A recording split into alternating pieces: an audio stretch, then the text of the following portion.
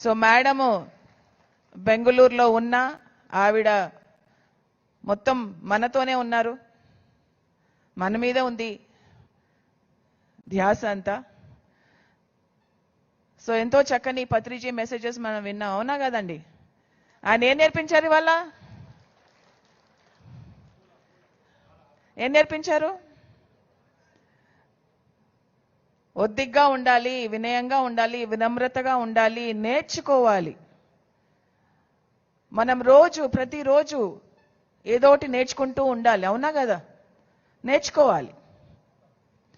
ఇవాళ ఏం నేర్చుకున్నాము, రేపేం నేర్చుకోవాలి, ఎల్లుండి ఏం నేర్చుకోవాలి అని చెప్పేసి మనం ప్రతిరోజు కూడా ఏదో ఒకటి ప్రతిరోజు నేర్చుకుంటూనే ఉండాలి.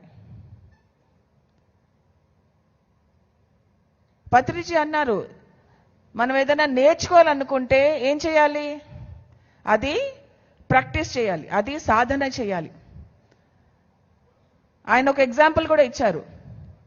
మీకు ఒకవేళ క్రికెట్ నేర్చుకోవాలనుకోండి, క్రికెట్ ఎవరన్నా సచిన్ టెండూల్కర్ ఆడడం చూశారు, అప్పుడు మనకి ఏమనిపిస్తుంది? క్రికెట్ నేర్చుకోవాలా అనిపిస్తుంది. క్రికెట్ నేర్చుకోవాలన్నప్పుడు ఏం చేస్తాము? క్రికెట్ అకాడమీలో జాయిన్ అవుతాము. క్రికెట్ ఎలా ఆడాలో, బ్యాట్ బాల్ ఎలా కొట్టాలో, ఎలా చేయాలో ప్రాక్టీస్ చేస్తాం. చేస్తూ చేస్తూ చేస్తూ మనం సచిన్ టెండూల్కర్ అయిపోతాం. అలాగే మనం ఏం నేర్చుకోవాలనుకుంటున్నామో ఫస్ట్ మనం డిసైడ్ చేసుకోవాలి. డిసైడ్ చేసుకున్న తర్వాత అది ప్రాక్టీస్ చేయడం మొదలు పెట్టాలి. ప్రాక్టీస్ చేస్తే మనం ఏదైతే ఉత్తీర్ణత పొందాలనుకుంటున్నామో అది మనం పొందేస్తాం. ఫస్ట్ మనం డిసైడ్ చేసుకోవాలి, నేను ఏం నేర్చుకోవాలనుకుంటున్నాను, నాకేం కావాలి అని ఫస్ట్ డిసైడ్ చేసుకోండి. చేసుకున్న తర్వాత దాన్ని సాధన చెయ్యండి, దాన్ని ప్రాక్టీస్లో పెట్టండి. అడపా ప్రాక్టీస్ కాదు, శ్రద్ధగా మొత్తం మనస వాచ కర్మణ మొత్తం దాని మీద పెట్టి మనం అది నేర్చుకోవాలి, ప్రాక్టీస్ చేయాలి. అప్పుడే మనం అది సాధించగలుగుతాము, దాంట్లో ఉత్తీర్ణత పొందగలుగుతాము. జీసస్ క్రైస్ట్ ని చూస్తాం. జీసస్ క్రైస్ట్ చూస్తే ఓహో జీసస్ క్రైస్ట్ లాగా అవ్వాలి అనుకుంటాం. జీసస్ క్రైస్ట్ లాగా అవ్వాలంటే ప్రాక్టీస్ చేయాలి, ధ్యానం ప్రాక్టీస్ చేయాలి, ప్రతిరోజు సాధన చేయాలి. ఎప్పుడో ఒకప్పుడు మనం జీసస్ క్రైస్ట్ అయిపోతాం. అలాగా మనం ఏం నేర్చుకోవాలనుకుంటున్నామో ఫస్ట్ మనం అది డిసైడ్ చేసుకుని దాని మీద మొత్తం సాధన అంతా పెట్టుకుంటే మనం అది సాధించి తీరుతాం. సాధించలేదంటూ ఏది లేదు మనకి. ఏది లేదు. కానీ అది సాధిస్తూ మనం ఒద్దికగా ఉండడం కూడా నేర్చుకోవాలి, అణుకుగా ఉండడం కూడా నేర్చుకోవాలి.